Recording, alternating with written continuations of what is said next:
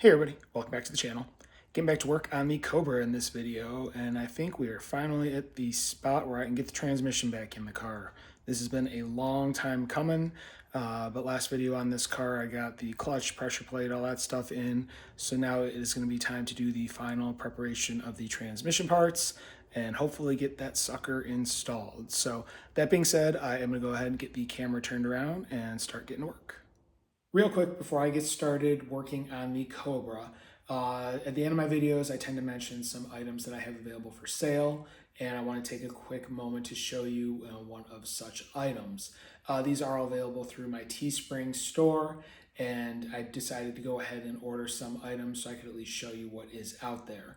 What I'm wearing right now is the Comfort tee that is available in multiple colors, and then there are multiple other items available with this photo on them, as well as some other photos related to the Cobra, Jeep, MR2, and some of the other vehicles or items that I'm interested in. So if you want to check it out, there should be a link to the store in the description of this video, as well as a link to this specific item.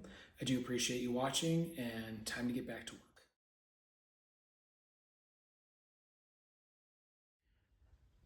All right, so first thing I need to address is with the transmission. When I rebuilt this transmission many months ago, and I fully documented that here in video, I mentioned I may try and find a different shifter for this. I did some looking around. I decided I'm going to stick with the stock one. Biggest reason is I don't want a raised base plate.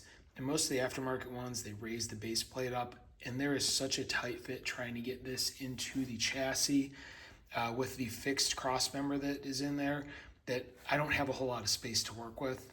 So I'm going to go ahead, clean this up, and reseal this back to the top of the transmission. So that is first thing on my to-do list. All right, and shifter reinstalled. You can see some of the gray stuff coming out there. Those for me were, I used a 1/2 inch, I believe it was, sockets, and just basically snugged them down pretty good. I didn't have a torque spec for them, and this is an aluminum casing. You don't want to strip anything out, so just got them, pretty good and tight using a ratchet and a 1/2 inch socket. So now that can sit and cure, and that is ready to go. Next on the list is, I think I have to do a little prep work underneath the car. I wanted to take the new transmission mount I got, get it ready to install. I was hoping I could cut the studs down a little bit on it to see if that would help me with a little clearance as far as trying to get the transmission in place. So I am going to grab that new mount and get under the car and see what I can do. So I grabbed the mount, put it in place, and yeah, I definitely have a good amount I can cut off. So I'm going to measure it. It's probably about a 1/2 inch I can cut off these studs, and that will give me that much more room for getting everything installed. All right, quick update. I got the mount here. I'd forgotten about the washers when I took that initial measurement. So with the 2 washers that go under the nuts, I'm going to cut 3/8 off of the studs, and that should still give me plenty. I also, this mount, they don't make the factory Ford ones anymore. At least I couldn't find one. So they're all aftermarket. I grabbed this brace / safety support, I think is what it is, from the old one. I was able to pull it out of the center where it's mounted and put it in this one, because I believe it's there, like if it tears in a certain spot, it'll just still try and hold things together. So better safe than sorry, it's not going to hurt anything. Also, I did just go ahead, and the 2 bolts that hold the mount to the bottom of the transmission, I used a tap and die to clean the threads on both because they were a little catchy trying to put them in the transmission. I didn't want to run any problems when I was putting everything together. So those are a 1/2-13 thread is what you'll need to go ahead and clean up the bolts and the holes on the transmission for the 2 bolts that hold the mount to the transmission. All right, got the transmission mount in a vise, and I marked off using some tape 3/8 of an inch in. So I just want to cut right below that, or right where that tape line is, and shorten these studs. So I'm gonna go ahead, grab a death wheel, and get to work. All right, and there is both of them cut down. If you didn't notice, make sure you have the nuts all the way down when you're doing the cutting. That way you can back them off and make sure that the threads are okay. I'm still probably gonna grab a tap real quick or a die real quick and just make sure, go over everything, clean it up. I'll probably grab a file too, so you can see some jagged edges there, just to make sure everything's nice and clean. All right, took file to them, and now the nuts come off very easily, no issues. So good to go there. And just heads up, it is a 9/16 socket you'll need for these 2 nuts. So I can take the mount along with the washers and nuts and get it back under the car. All right, so next up on the list is going to be cleaning up the bell housing and fork, as well as installing a new clutch release bearing. And I did get the Ford Performance one. That seems to be the best one. A lot of the aftermarket ones make noise. They're not so good. So as you can see, this is a mess from the oil leaks and whatnot that the car had. So it's going to take me a little while to get all this stuff cleaned up. So I'm going to go ahead, get to work. I'll be back once this is ready to be installed in the car. All right, well, here it is. That's probably as good as I'm going to get it without a hot tank or harsher chemicals. That was, some brake clean and, a lot of those mechanic wipes just going at it bit by bit. But I at least got all the layer of sludge off of it. The aluminum stained, and I figured it would be because it's old aluminum, but much better than it was. Same with the clutch fork. It's got some staining and stuff to it, a little rusty, but it's, all the grit and grime is off of it. So next on the list is going to be get the clutch fork, throwout bearing, and bell housing prepped to go in the car. So then we can start doing the transmission install. All right, so I took my new Ford Racing bearing out of the package, and this is pre-greased on the inside where it's going to slide on the transmission input shaft surround. So what I need to do is get this installed in the fork. Before I do that, I'm going to put a little grease here on this side. Where it pivots, you can see there's some wear marks where it pivots there. And I'm also going to put some grease on the ball inside of the bell housing and get this all put together real quick. All right, so there's a little grease there on that ball, and then I have the bearing installed. One thing to note is there's a teardrop on the portion that goes in the clutch fork, and you can kind of see it here. It's actually off to that side right there, but you can see it's got a different sheen to it. That side of the bearing should be towards the flat edge of the fork. That's basically to keep the lower portion from spinning inside the fork. But make sure you install the bearing correctly, and this is how it should be sitting in the fork. You should have the flat of that fixed portion on the fork itself, and then the springs on the back should be below the other flange. And there you can kind of see that teardrop as well. You want that on the open end side where the flat portion is. Next up is going to be to feed this in and slide this onto the ball there with this facing upward, and obviously the fork out the hole in the bell housing. And there you can see it's installed. You can see the little tabs are on the flat side of the ball, and the ball is in the socket. Make sure you clean up any excess grease so there's nothing that's going to be flung around or whatnot. I did put a very light coating on that flat edge that's going to ride on the pressure plate. Like I said, very light coating, nothing that's going to leave any residue. And as you can see, it's pre-greased in the center for, like I said, when it slides on the input shaft. So that is the bell housing prep for installation. Next thing I did need to do, since this is a Factory 5 Mark II and has the fixed transmission cross member, is I need to get underneath and put the transmission into place. That is going to involve putting it up on its side and sliding it back as far as it will go.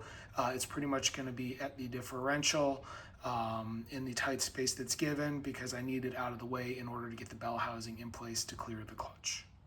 All right, so the joys of spending months between doing repairs, I forgot that the only way to get this thing out was with the shifter off. So as you can see, I have now removed the shifter again. I went under there, went to put it in place, and there was no way I could pivot it. The tunnel is too narrow with the shifter installed. So I'm going to go ahead now and crawl back under there now that I've removed the shifter and cleaned the silicone off, and see about putting this up in place. All right, as you can see, round 2 much more successful. And like I said, you're pretty tight on space on the back side of it. So transmission up out of the way.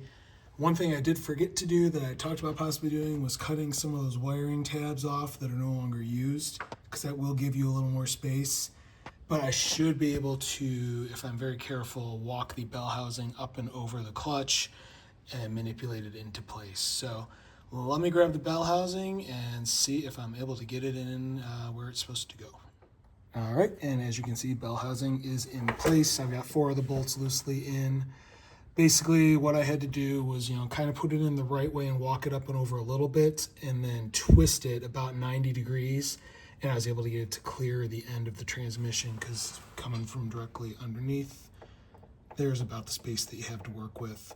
I did also have one arm on the transmission as I was doing it, and I was able to move the transmission around a little bit just to get the clearance I needed. So there it is. Bell housing is in place loosely. I need to go grab the upper bolts as well, and then I can get the 2 side bolts on each side as well as the uppers torqued down, and then it will be time to start working on getting the transmission into place. All right, and you can see the 2 upper bolts are loosely in place. Now is also a really good time to check around the whole perimeter of that bell housing. Make sure you have no wires or cables or anything pinched in there. And then you can crawl back underneath and start tightening things up, which that is what I'm gonna do. All right, all 6 bolts torqued to 38 foot-pounds. Used a 5/8 socket. You know, the 2 on each side from underneath, the 2 up top I got from overhead. It's a little tight on space. I mean, obviously, you know, your results may vary depending on what your engine bay looks like. I was fighting with the my mechanical throttle linkage and whatnot, just trying to get a torque wrench in there, but I was able to get it done. So next on the list is going to be getting the transmission put into place. All right, so before moving the transmission into place, I did go ahead and put a very thin coating of grease on these splines here, as well as the area that goes in the pilot bearing. So next is going to be starting, you know, work the transmission forward and then twist it into place. One thing I will say is you'll probably have to put a jack under your engine just to kind of get it up a little higher, get everything to line up that, or, you know, a knee under the oil pan if, you know, you're strong enough to do that. So I'm going to go ahead and start moving things around and see if I can get this transmission punched into the back of the bell housing. All right, so here is where I'm at, and I'm not gonna lie, it was a hell of a fight just to get to this point. What I ended up having to do was jack the engine way up, and then I had to actually remove the fork from the stud that's in there, so it was out of the way of the front of the transmission, so I could get the transmission in at the right angle. Then once I had the transmission at the right angle, I could go ahead and get the fork and the throwout bearing on the input shaft of the transmission. And then once I had that, I was able to put this back on the ball stud and move the transmission forward. The problem is this is as far forward as it wants to go, and it's hard to see. You probably can't see in there. What I think the issue is the new input the input shaft retainer. That housing has to fit into the bell housing, and it's kind of a tolerance type of fit. I think that's where I'm running into a problem, and it's just a little tight, and it does not want to seat. So I was previously working off of a creeper, and I just couldn't get a lot of torque on it. Now I'm going to lay on the ground and see if I can get this thing to move forward. All right, we have victory, and yes, it was what I thought it was. What I ended up doing was getting to the point where I put the 2 bottom bolts in. I basically put this one in first and got it to the point where it was just starting to touch and snug up. Then I put the other one in, same thing, and then just kind of grabbed it and wiggled a little bit, and these definitely loosened up. So that told me it was pulling in fine. And I could tell that, you know, I had enough play in the, you know, there was no binding on this. Everything was lined up where it was, and it was so close to being in all the way that I knew it was in the pilot bearing, and then it was basically the distance I could see, you know, between here and here, that it was that lip of the input shaft retainer, the bearing retainer. So that's basically what I did. I just, you know, tightened down a little on this side, a little on that side, wiggled, a little on this side, a little on that side, wiggled, and it walked itself in, no problem. So once these 2 were flush, then I went ahead and just put the 2 top ones in, and now everything is torqued to 48 foot-pounds and all done there. All right, next on the list is going to be the shifter, and hopefully you can hear me because my neighbors, landscapers, are going nuts out there with the leaf blowers. So I'm going to go ahead and run a bead of sealer around the underside of this plate, which is going to bolt onto the top of the transmission. You know, run a bead inside the bolt holes, all that fun stuff. Because once the motor mount is in, or the transmission mount is in, there's not enough space to get this on top of the transmission. So you have to put this in before you put the transmission mount in place. So I'm going to go ahead, get some sealer on this, and get this installed. All right, as you can see, shifter base is reinstalled. All the bolts are tightened in place, so that is good to go. Last thing I am going to tackle in this video is the rear mount. I want to get that reinstalled, and then I'm probably going to end it because it's gone on for a while. Next video I could pick up with, you know, doing all the rest of like the ancillary items for the transmission, such as like speedo cable, clutch cable, drive shaft, all the little things to, seal it up and start getting the thing filled up. So I'm gonna go ahead, grab the mount, and start getting that installed. All right, so here's the new mount, and as I previously went over in a different video, I don't think it was this video, I went ahead, cut down the studs as much as possible so I would have room to go ahead and get it into place.